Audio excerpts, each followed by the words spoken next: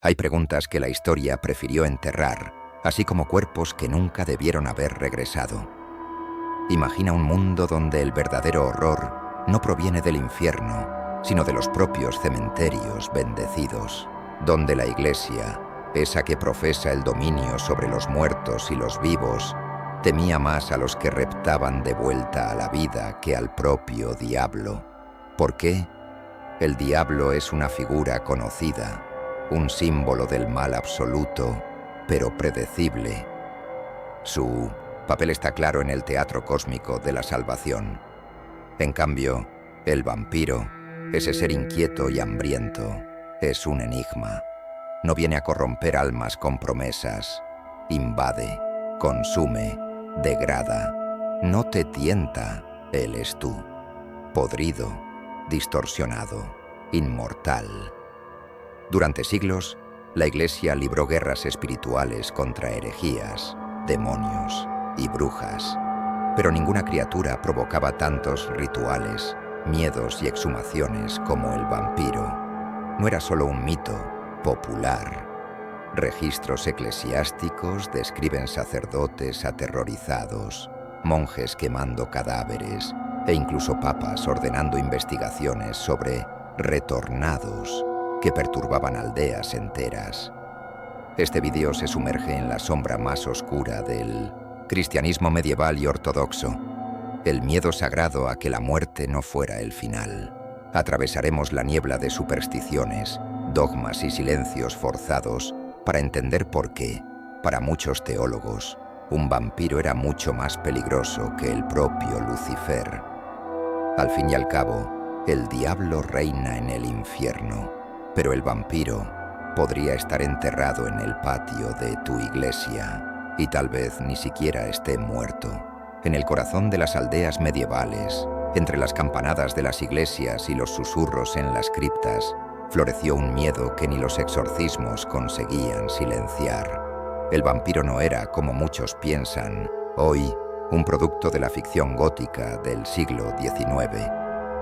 Era un terror antiguo, real, arraigado en la fe de los campesinos y en la inquietud de los clérigos. Para muchos, era la prueba viva o muerta de que el mal podía traspasar los límites del infierno y caminar entre los vivos sin pedir permiso. A diferencia del diablo, cuya presencia se sentía como una tentación invisible, el vampiro era corpóreo. Sangraba, respiraba, dejaba rastros. Su amenaza era tangible y a menudo personal. Era el vecino fallecido que regresaba para chupar la vida de la familia. Era la esposa enterrada que visitaba al marido por la noche, pálida y hambrienta, mientras el diablo necesitaba intermediarios, brujas, pactos, invocaciones. El vampiro actuaba por su cuenta, rompiendo el ciclo sagrado de la muerte.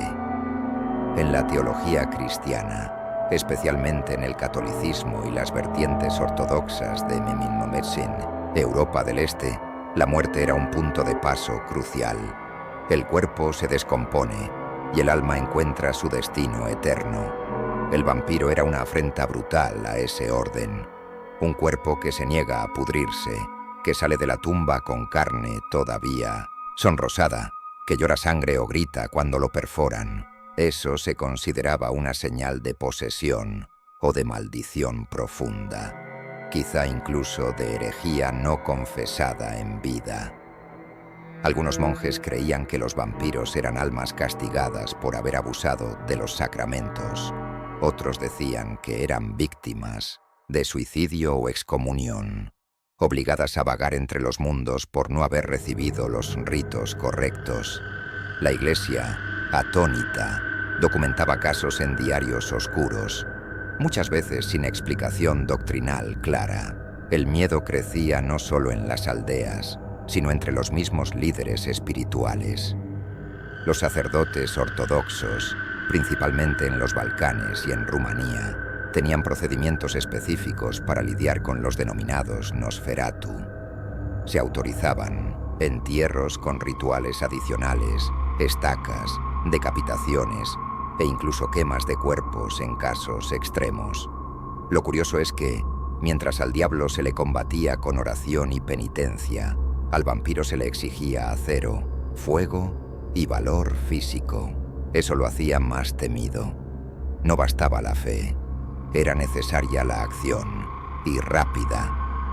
El miedo al vampiro también llevaba un peso simbólico profundo. Representaba la corrupción de aquello que debía ser sagrado.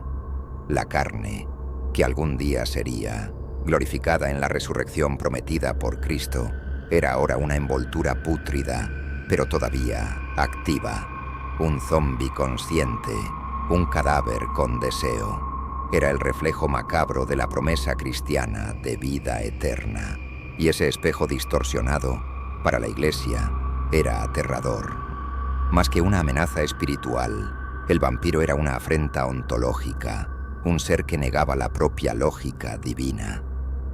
Era la prueba viviente de que algo escapaba al control de la Iglesia, y tal vez, en ese abismo entre fe y miedo, residía el verdadero terror. En tiempos en que la ciencia no tenía voz y el misterio imperaba, había algo más aterrador que un cadáver que se negaba a pudrirse. Mientras los santos eran celebrados por mantener sus cuerpos incorruptos, como signo de pureza divina, otros muertos, no siempre tan santos, despertaban pavor por exhibir el mismo fenómeno. La diferencia estaba en el contexto. Mientras un cuerpo santo exhalaba perfume y paz, los otros lloraban sangre, se hinchaban de forma grotesca y parecían a punto de abrir los ojos. Esos no eran signos de milagro, sino presagios de maldición. En aldeas de Europa Central y Oriental, cuando una comunidad empezaba a decaer sin motivo aparente, cosechas arruinadas, enfermedades inexplicables, muertes súbitas. La sospecha recaía sobre los muertos. Y no cualquier muerto, sino aquel que había sido enterrado recientemente y cuya muerte aún susurraba al subconsciente colectivo. Era común que familias enteras imploraran a los sacerdotes que exhumaran un cuerpo, guiadas por sueños perturbadores, aullidos nocturnos o incluso apariciones. Y lo que se encontraba dentro del ataúd rara vez traía alivio. Hay relatos eclesiásticos y registros de inquisidores describiendo cadáveres sonrosados, con uñas y cabello crecidos, sangre fresca brotando de la boca y ojos entrecerrados. En muchos casos, los cuerpos estaban en mejor estado que el día del entierro. Para los fieles, aquello era la prueba irrefutable. Algo profano ocupaba esa carne. La Iglesia, a la vez escéptica y temerosa, autorizaba medidas extremas: decapitación, estacas en el corazón, quema del cuerpo. Y no se trataba de folclore, campesino aislado. Obispos y monjes escribieron tratados enteros sobre los retornados, como se llamaban. Estos fenómenos no solo desafiaban la lógica natural, sino también la espiritual. Un muerto que se negaba a descomponerse perturbaba la linealidad del tiempo y de la teología. Al fin y al cabo, la Iglesia enseña que la muerte es el paso al juicio. Pero, ¿y si ese juicio se interrumpe?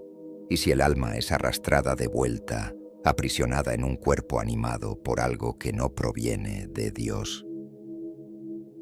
Algunas teorías de la época atribuían estos casos a la influencia de demonios o a pecados mortales no confesados.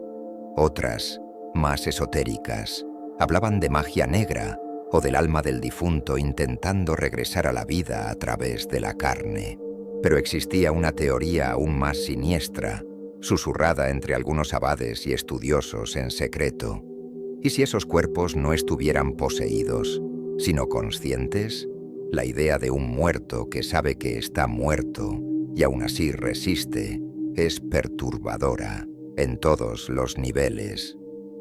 No un fantasma etéreo, sino un ser corpóreo, enterrado vivo en su propia muerte, intentando alimentarse de la vida de otros para mantener su prisión de carne en funcionamiento. Era el polo opuesto de la santidad, el martirio invertido, la resurrección pervertida.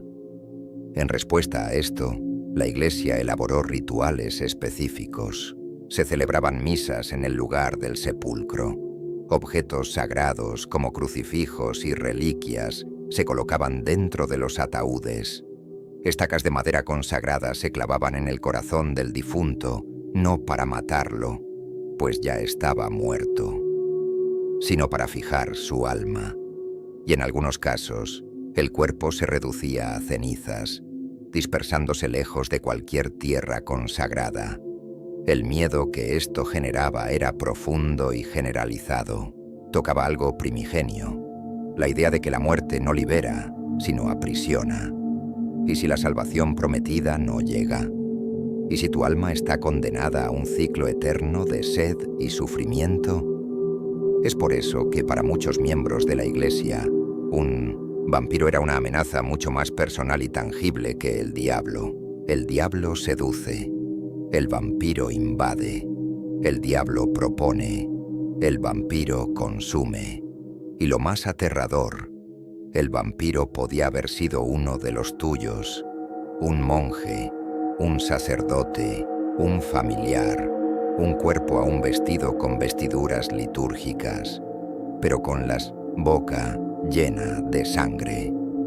Es en ese terreno sombrío, entre la fe y el miedo, donde la figura del vampiro se convierte en algo más que un mito. Se transforma en una alegoría viva o muerta de las fallas de la Iglesia, de los límites de la doctrina y del terror ante lo inexplicable.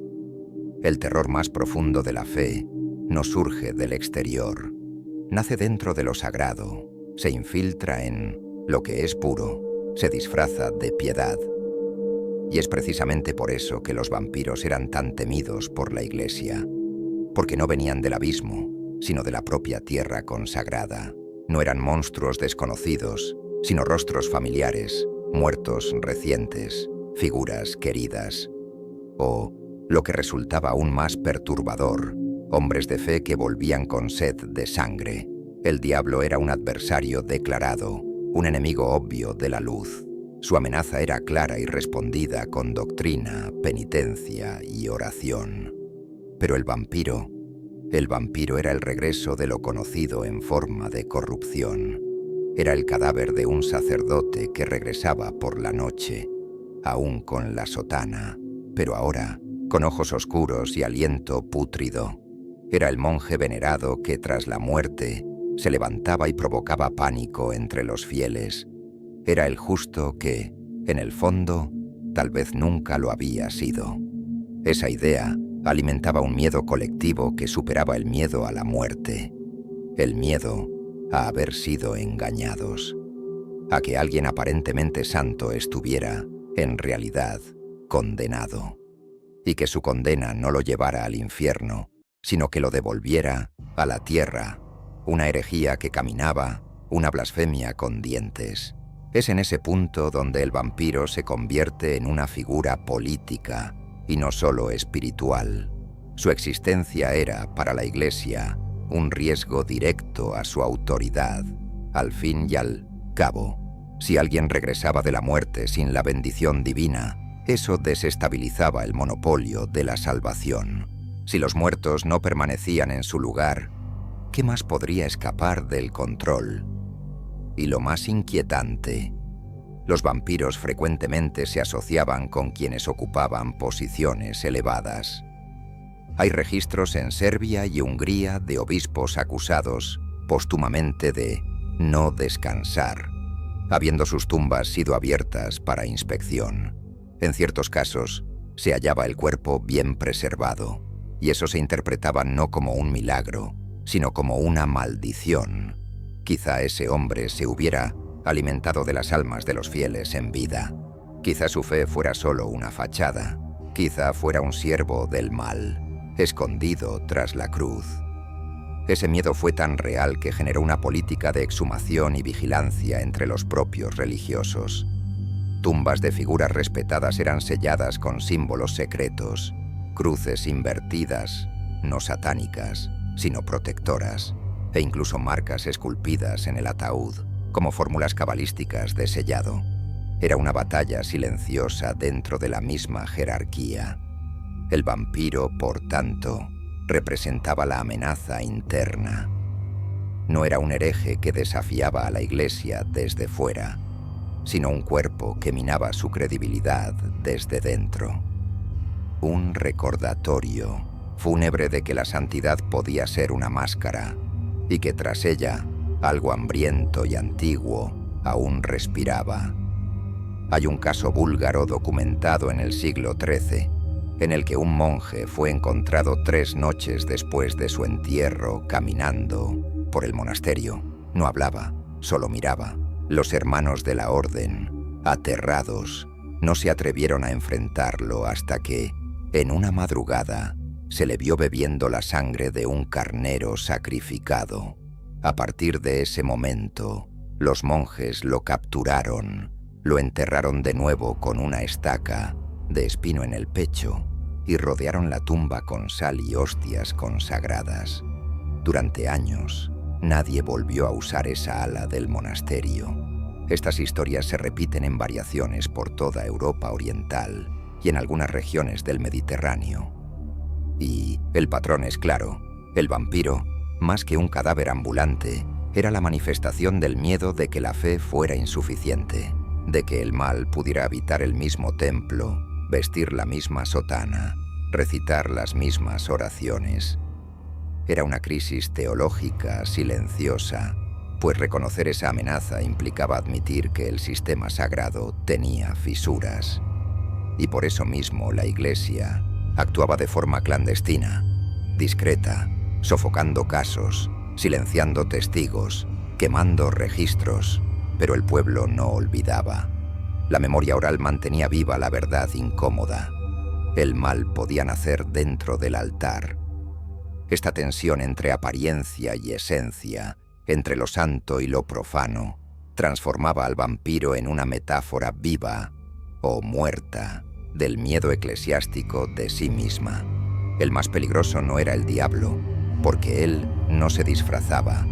El más peligroso era aquel que regresaba de la tumba sin haber sido notado en vida, aquel que acechaba no en el abismo, sino en el coro, aquel que sonreía en el sermón y por la noche visitaba los sepulcros. En el corazón de la doctrina cristiana reposa una promesa monumental: la resurrección de los muertos, el regreso a la vida, no como maldición, sino como gloria. Cristo venció a la muerte y, con ello, abrió el camino para que los justos, al fin de los tiempos, también se levantaran de sus tumbas, no como monstruos, sino como seres redimidos, incorruptibles. Este es el dogma que sustenta el poder de la Iglesia, el dominio exclusivo sobre lo que sucede después de la muerte.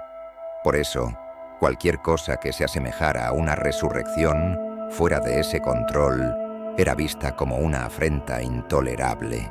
El vampiro, en este contexto, no era solo un muerto que regresaba, era un retorno no autorizado, un usurpador del milagro, un cuerpo animado sin permiso divino, y eso hería profundamente el monopolio espiritual de la Iglesia.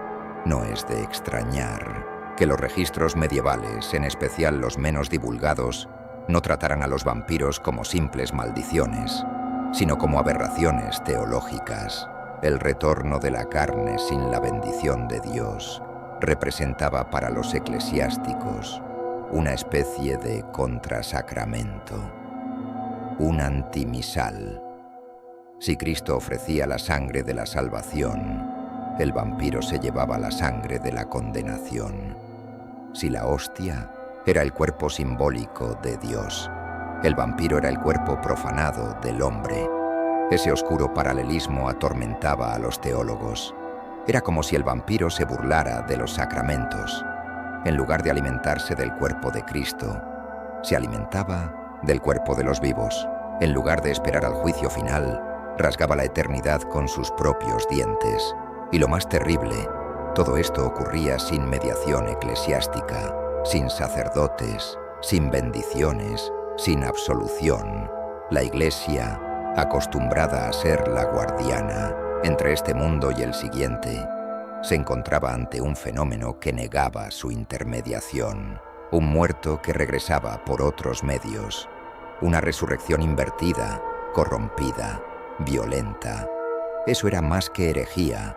Era un desafío directo al centro del poder espiritual. Por esta razón, los vampiros fueron, durante mucho tiempo, combatidos no solo como criaturas malignas, sino como síntomas de una amenaza mayor, la pérdida del control sobre lo sagrado. Cada cuerpo que volvía a la vida sin permiso divino era un golpe contra la autoridad del clero, y cada aldea que enterraba a un retornado con estacas y sal, sin esperar la bendición de un sacerdote, era una pequeña rebelión. Incluso los santos incorruptos comenzaron a ser vistos con desconfianza en tiempos de paranoia. Era necesario observar no solo si el cuerpo estaba preservado, sino cómo, si exhalaba perfume o despedía olor a sangre, si los ojos estaban serenos o abiertos en espanto.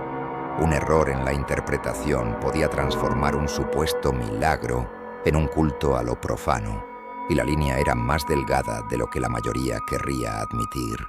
Esto condujo a un endurecimiento de los rituales funerarios.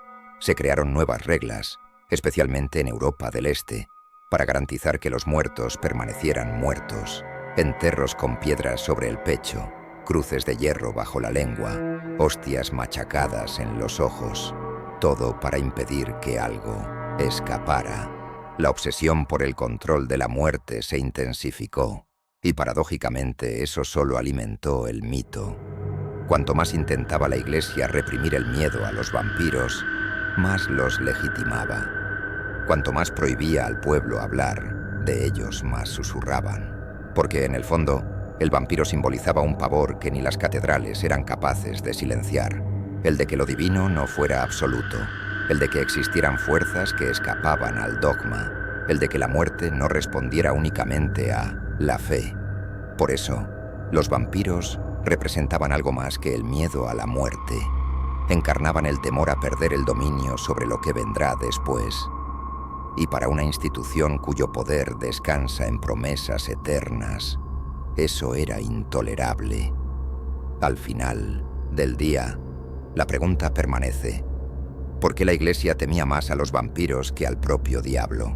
La respuesta no está solo en la apariencia grotesca o en los actos sanguinarios de estas criaturas, sino en lo que simbolizaban: la ruptura del orden, la quiebra de la promesa, la corrupción de lo sagrado dentro de sus propios muros. El diablo era un antagonista predecible, con una función definida en el teatro de la salvación. En cambio, el vampiro era la anomalía, el error de cálculo, la falla que escapaba al control doctrinal. Era el muerto que regresaba sin autorización, el cuerpo que se negaba a obedecer las leyes divinas, la carne que caminaba sin alma, o con un alma condenada, aún prisionera del mundo. Más que un monstruo, el vampiro era un espejo oscuro de la propia fe, una resurrección corrompida, una parodia macabra de los sacramentos y, sobre todo, una amenaza a la autoridad incontestable de la Iglesia sobre la vida, la muerte y el más allá. Quizás sea por eso que los casos más perturbadores fueron enterrados, tanto literal como metafóricamente, silenciados en registros secretos, omitidos de los púlpitos, distorsionados en leyendas, porque admitir que el mal puede esconderse dentro de los símbolos de la salvación, o que puede surgir sin ningún pacto, sin invocación, solo por una falla en la red invisible entre cuerpo y espíritu, es admitir que el misterio es mayor que la doctrina, y que podría ser más aterrador para una institución que se presenta como el único puente entre el cielo y la tierra. Hoy, entre ruinas de monasterios y lápidas olvidadas, el eco de esos miedos aún persiste, no solo como cuentos de terror, sino como memorias ancestrales de un tiempo en que ni siquiera los muertos estaban a salvo de la duda. Las respuestas que buscas están en las preguntas que nadie se atreve a hacer. Hasta el próximo Inmersión en lo Prohibido.